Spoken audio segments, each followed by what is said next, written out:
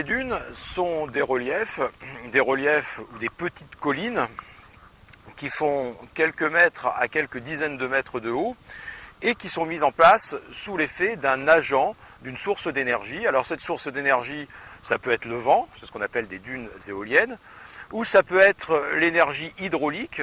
On a par exemple des dunes sous-marines, des dunes hydrauliques qui sont mises en place sous le niveau marin. Alors il existe d'ailleurs des dunes non exclusivement sur Terre, il existe aussi des dunes sur Mars par exemple, sur Vénus il en a été découvert, ou sur Titan.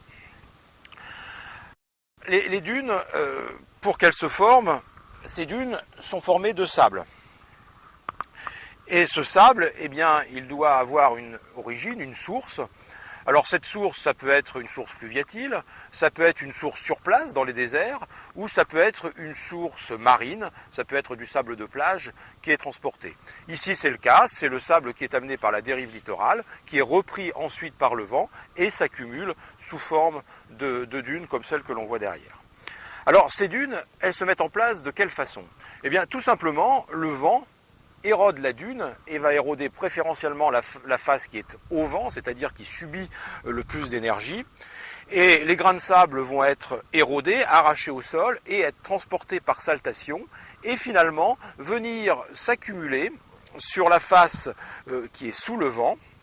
Et de ce fait, eh bien, on va avoir érosion de la partie arrière de la dune, accumulation progressive sur la face avant, et de ce fait, eh bien, la dune va progressivement migrer, elle va avancer, et donc bouger progressivement.